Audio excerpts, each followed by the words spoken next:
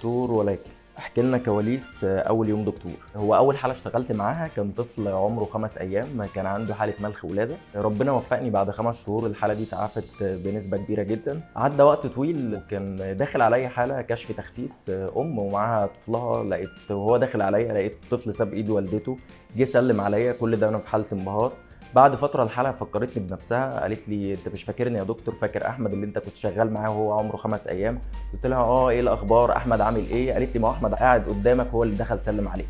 كان بالنسبه لي حاله انبهار كبيره جدا. فرحت جدا ان انا اقدر اوصل معاه لحاجه كويسه. اذا كان عندك صديق مشهور مين هو وما السبب؟